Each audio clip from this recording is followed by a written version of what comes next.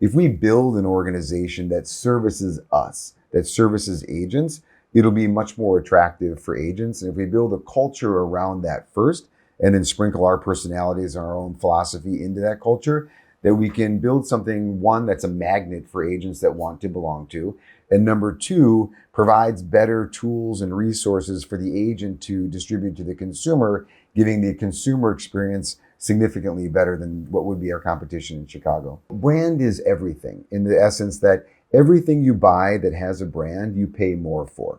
So if you're going to sell one of the greatest and most expensive assets, a home, you should probably wrap it in the best brand. So if you see Christie's International Real Estate in front of anything, it means exclusivity, it means luxury, it means expensive. A level of confidence that goes beyond all the things that we provide. Culture is my personal relationship with you, and now that evolves with others to create an environment based on the values that we align ourselves with. Expel love wherever we go. That's the foundation of the organization. So number one would be culture. Number two, I do believe it would be marketing, even before technology, because marketing incorporates brand.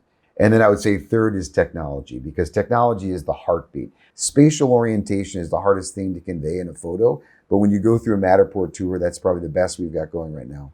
So I just heavily believe in participating at the highest level and giving back. Hi, I'm Lucy Edwards, Director of Strategic Engagement at Matterport and VHT Studios. And today we are at Christie's International Real Estate and at Properties. And my guest is Thad Wong. And Thad, you are the co-CEO and co-founder Yes. of at Properties. So let's talk a little bit about your success story and how you started. And just a few words about, let's go back when you were 7. When I was 7. A lot of people find it interesting that both of my parents are PhD psychologists. And I'm an only child, and they were divorced. And so, people always think there was over analysis of my childhood, which there really wasn't. There was a tremendous amount of love, an exceptional amount of acceptance and encouragement.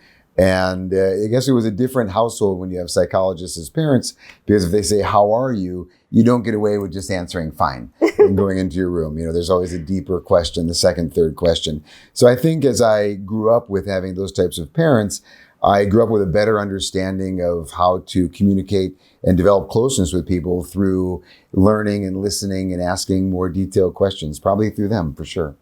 And I understand you have 4 children. Yeah. So you share the same direction with your kids? I do. Yeah. It's almost a carbon copy.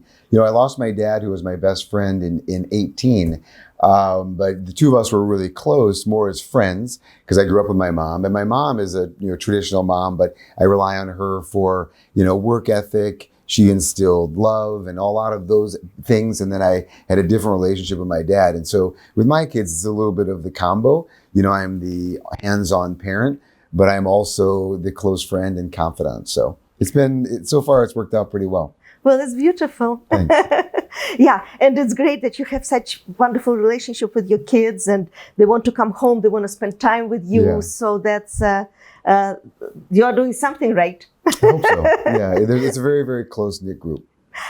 What about your career? How did you start at Properties? So in 2000, my partner, Mike Golden and I, which we were really one of the first teams in America, we were the number one agent. And we felt that, the company we worked for, which is a very small company, we felt like we worked for that company as opposed to the company working for us. So we thought if we flipped it and we did a 180 and we said, okay, if we know how we sell, we're a large team. We have a lot of agents, we have a lot of projects, we have resale, development.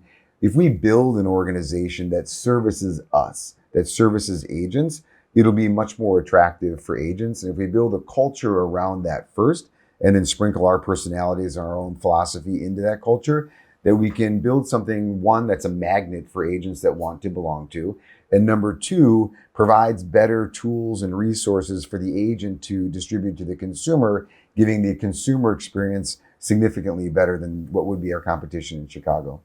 And you just mentioned culture. I think it is so important, because if I were an agent, that's the first thing I would be looking for, is for the right culture for me. Yeah. And for me to feel comfortable. And yes, the company is working for me and cares about me as an agent.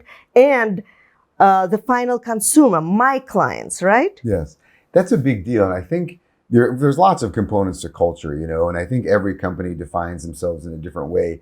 I think our advantage was that we sold and we sold at high volume. So the piece of understanding the end consumer and what the agent really needed was very, very clear for us. That was a given. And then the other side of it was, what's the environment? What's the relationship? Our number one core value is everything is relationship. So what's the relationship we want to have with our agents? What's the relationship that we want those agents to have with our staff and our management? And what's the relationship that we want to convey that we hopefully distributes down to the end consumer to build a longer lasting bond? That I certainly enjoy hearing that, because that is so important. And sometimes we hear, my brokerage is so agent-centric, but it's really, if you really care about the agent, you should really care about the final consumer and how they keep the relationship, because that is their business and they are CEO of their own business, but you help them to be that CEO. Yeah, I think you've seen both, right? You've seen the companies that we went through a period of time where, it being all about the agent doesn't mean that you have to give all of everything financially to the agent, because then you have no resources to provide the end consumer. And so what we saw in the downturn over the last year was that those companies really had to make a lot of cuts and had to reverse course on a lot of things, because we had this inflated market in 2021 that was, kind of unrealistic, a COVID injection. COVID injection. But I think when you... That's the first time I hear that. I love it. Yeah, COVID injection. Yes. And so, but when if you build a profitable company that's done responsibly, where the agents get a strong benefit, the lion's share of the commission, which they deserve and they are owed because they're really handling a significant portion of the deal, but there's enough revenue to still be able to provide the best technology, marketing, training and coaching, culture, physical space, collateral material, those things, that still is so crucially important to the end consumer that's distributed by the agent. So you have to be able to do it all. Exactly. No, I totally agree with you. The platform alone is a fortune, but you can't really survive without it. The CRM, that is the investment that helps, that you are creating to help the final consumer in the long run. What about Christie's International? So you bought Christie's about 18 months ago. Yep. Why did you decide to go with that brand? Well, obviously it is a classy brand, but...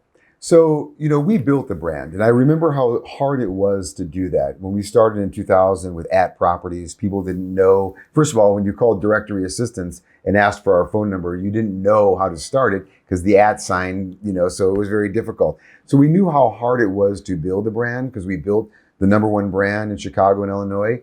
We also became number one in luxury, and it took a very, very, very long time as an independent operator. Now, brand is everything, in the essence that everything you buy that has a brand, you pay more for, period.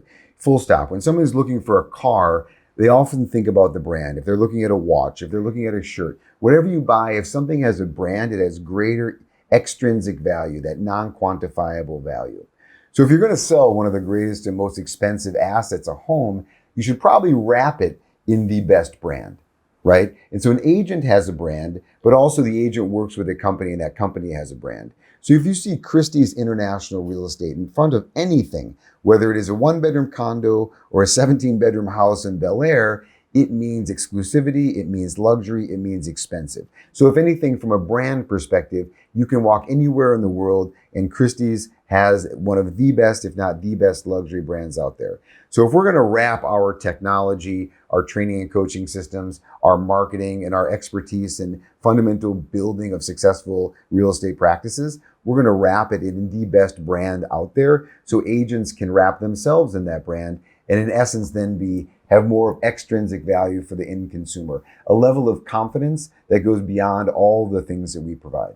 Yeah, a level of confidence. I like how the way you said that, because when your agent is meeting a seller or they have a 1-minute elevator pitch and they say that they're from Christie's Real Estate, you don't have to ask any questions. Right. That is so clear. Yes. And you don't have to explain what you will be delivering, because what's behind the brand is that strength? Yeah, I think it probably the greatest thing that I underestimated. In working with all of our agents to build that properties into being the number one position and the number one in luxury, I highly underestimated the value of the brand when we bought Christie's. I looked at our physical locations around the globe. I looked at the existing affiliates in Europe and North America, and I looked at our ability and opportunity to inject technology and marketing and training and coaching to make them all better and to grow.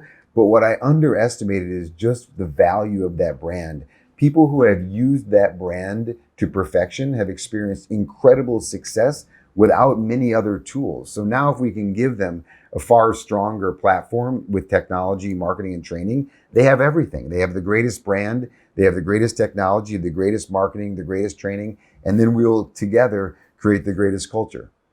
What about franchise? So now you spread the word, and you are all over the world actually, but you also have your at properties like in Naples, for example. Yeah. And can we talk about that? So in Naples, that's John R. Wood. That was Yes. the number one company in Naples. And after acquiring Christie's, we connected, and they have the number one competitor in Naples is Sotheby's.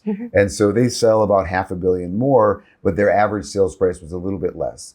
So they felt that if partnering with us, they'd get a number of things. One, they can be John R. Wood, Christie's International Real Estate. They can be more competitive from the luxury sector and recruit more agents. Number two, they were a lot like other large-scale brokerages. I think their gross commission was a little over $100 million at the time, and they had a number of different technology tools that they were using they had put together for their agents. So they saw our platform built from scratch, and that's a soup to nuts pre-contract, post-closing system that's a single sign-on that has a digital listing presentation, digital CMA, all that's integrated into the CRM, open house tool, and they get that with the Christie's International Real Estate brand. So for them, it was a no-brainer.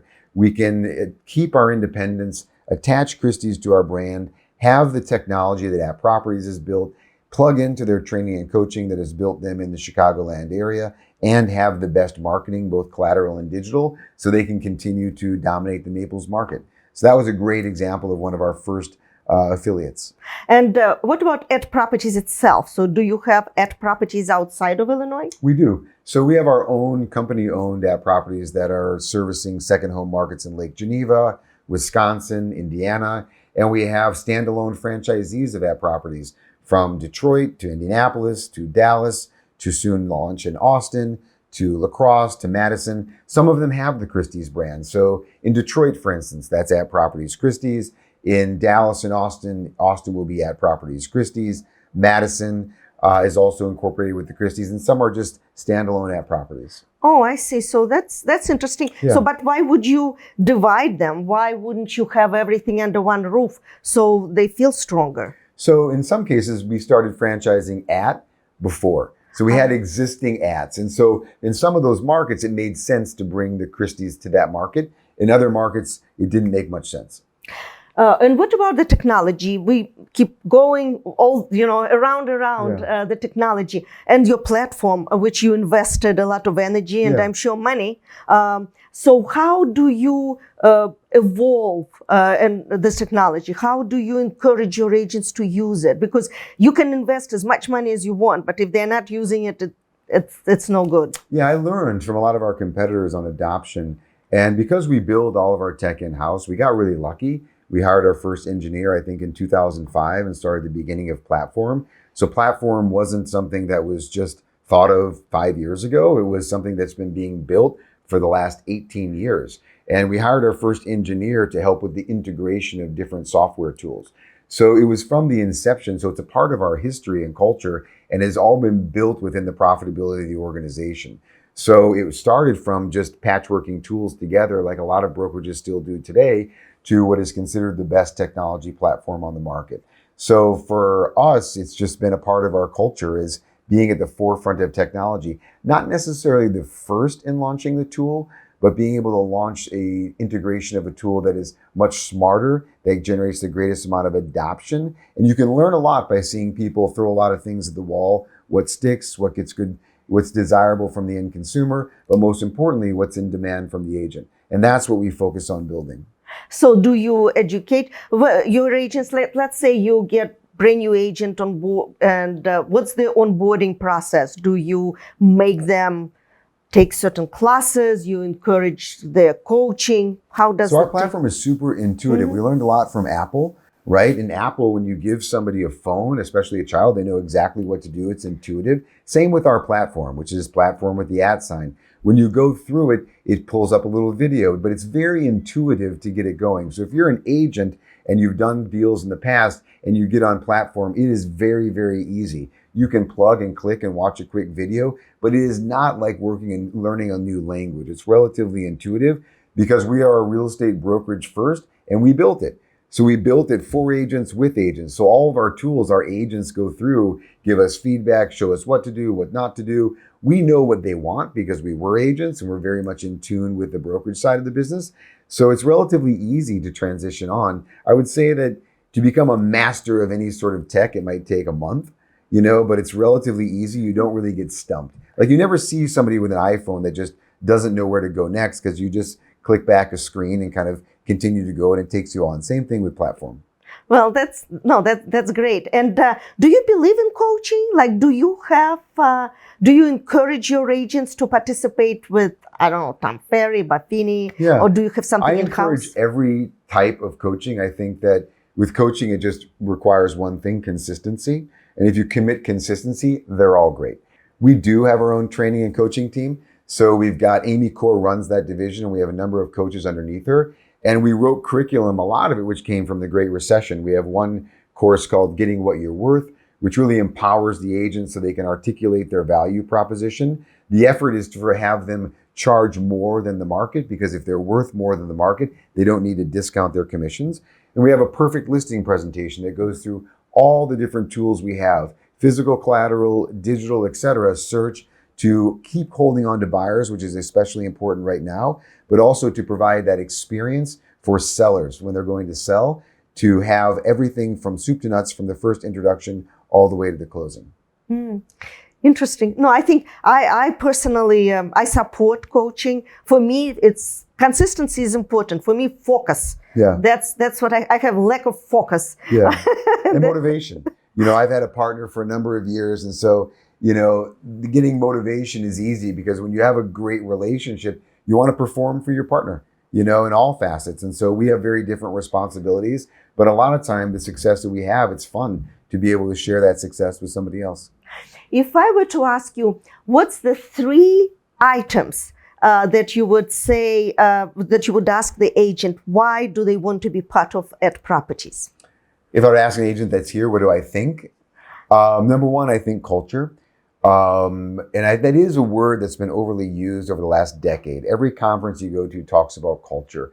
Culture has been important to us since day one. And what is culture? Culture is my personal relationship with you, and now that evolves with others to create an environment based on the values that we align ourselves with.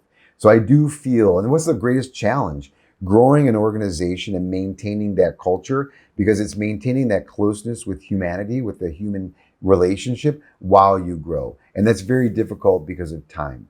So I think we've done a very, very good job of that. I think people understand. I mean, it's the love logo. You saw it when you pulled up to the building. It's, whatever this is, 100 feet tall by 80 feet long. I mean, we, expel love wherever we go. That's the foundation of the organization. So number one would be culture and relationships. Number two, I do believe it would be marketing, even before technology, because marketing incorporates brand, and things that people see first are on the outside. So whether it's a sign in front of a yard, whether it's a physical brochure, whether it's a listing presentation, it's how you display what you are. And then I would say third is technology, because technology is the heartbeat. Technology is how we get our processes going, how we maintain efficiency, how we scale. Even scaling culture is done with technology. So technology is arguably the most important part of the being, right? The heart that makes it go through. Marketing is your skin, your clothing, how you present yourself. Do you look good? You look great in Chanel, right? And then culture is our personality. Anyone looks great in Chanel. Are we smiling? Are we laughing? Are we hugging? Are we loving? Are we supporting? Are we picking up? Are we giving? Are we sharing? How do we feel about those we don't know? Are we embracing our differences? Are we loving? And that is the epitome of what is the perfect organization. No organization is perfect by any means, but if you're going to say that's as good as it can possibly be, those three components in that light, I think would be what we should all strive for. Oh, that's beautifully said. Oh, thanks. And what about, let's talk about the technology. So I'm part of Matterport, and it's all about technology. And as a matter of fact, like now our purpose in life, if you wish, is to make sure that everyone understands that Matterport is humanized. Yes. It really helps people. It's not all about just the technology. It's about the final consumer who lives in California but would like to live in Chicago, and how they can look at the house without flying for 5 hours. Yes. Let's talk about that and how your agents embrace the technology. Yeah, so technology and video and still shot and the Matterport walkthrough, we have done things, whether it was we were the first company to have an API with Zillow to make sure all of our photographs and everything was there, that was represented perfectly. Now in such a way for the end consumer, the seller, and the end buyer, the better you can present a home to save the time of the seller and to make sure that they have the greatest likelihood of converting that buyer into a homeowner, is how you present the home. And I was just in San Francisco a couple weeks ago toying with the new Matterport, the new VR headsets, and walking through a home. The way you can do that now and what's coming is fascinating. If you can just have that process with a buyer, you will be able to eliminate, I think, 70% of showings, because you can really get the feel of a home. And so that's where it's going. And Matterport really started it. It's the biggest name in doing it. They've created an exceptional product for the end consumer. We use it. And I think that it's only getting significantly better. But I think that buyer, when they walk through, first, when they figure out the location, they figure out the functionality of the home, they can look at some pictures, but then having the ability to walk through and getting a feel for space. Spatial orientation is the hardest thing to convey in a photo. But when you go through a Matterport tour, that's probably the best we've got going right now. Well, thank you. I'll take it as a compliment. You should. Let's talk about your personal involvement in charities and your love for art. Yeah, my mom, we didn't have a lot of money. My mom was an academic growing up, so she would take Gauguin and fabulous artists and buy the poster, but then get them framed very elegantly. So when we walked through our home, I saw great art. And she would educate me on art. And I just had a passion for art growing up. And my mom also, even though you don't have a lot, you can give a lot. And if it's not financial, it's time. And so, I was raised in such a way to give more than you take in all facets of life. And so on that side, with the success of AT, which has been very fortunate, I've been able to partner with lots of different organizations in Chicago and beyond, things that are really important to me. The Chicago Children's Museum, Merit School of Music, that brings music and culture to areas that otherwise wouldn't have orchestra. So there are Immerman Angels, which sets up cancer patients with those that have survived that same cancer to develop a relationship to give them some strength and hope during that period. We've partnered with everyone from Anthony Rizzo from the Cubs, Joakim Noah, Chance the Rapper. Personally, we have Lynn Sage Cancer Foundation, which is a woman that we lost a number of years ago on the North Shore. Her children have developed a fabulous organization. So I just heavily believe in participating at the highest level and giving back. And so if people are willing to create an organization, an operation to do good, and they need resources, and if you either have time, you can give time. If you have less time, you have to give resources. But supporting as many philanthropic efforts, that's what's really needed right now, in my opinion. That side of it in politics, whatever views you have, being involved so you can shape our country in the vision that you see. So I do think there's a lot of people that can sit on the sidelines, but if you can stay engaged, it is far more empowering internally, whether it's through philanthropy or whether it's through leadership and civic service. Those things are crucially important in developing who you are as a person, your own personal character, which is, evolves into what you develop as your culture. And I totally agree with you. And we also participate as much as we can, like with, for example, Ronald McDonald House. And as a matter of fact, we have a great one here. just east of Michigan. It's fantastic. They just built it about 10 years ago, but it does incredible good in Chicago. So I'll make sure that we interview them, because what happened in New York, we did the interview and we did the Matterport, and it was during the COVID time when people couldn't really travel that easily. So between the interview and the storytelling and the Matterport, they got 95% occupancy. Yeah. And just the understanding and the feeling how many children were able to benefit just because of a Matterport or the story, that was beautiful. And then we also were a big part of Sunshine Kids Foundation, and I personally did interviews with the kids who were survivors, and now they are helping other children, and they actually spend a lot of time at the hospital. I was crying through every interview. It was so emotional, and those children are so strong. You learn from them. Yeah. Children are amazing. My first middle name is Sunshine, so that's a great. Oh, really? That's a great name for a foundation. But yeah, children are amazing gifts to us all. I mean, they are the epitome of strength, and they are the epitome of love. So I love them, all of them. So Thad, what would you wish to a brand new agent who is entering the real estate landscape, don't know much, but maybe heard about it, or maybe their parents are involved? What would you wish to them? So I think that you can still see opportunity, right? It is a crowded field. We have a lot more agents that are actually needed, but that doesn't mean that there's never room for someone who is exceptional. So if you really want this, and you really know that you can work harder, number one, that you can learn faster and become smarter, and that you really study the relationship side.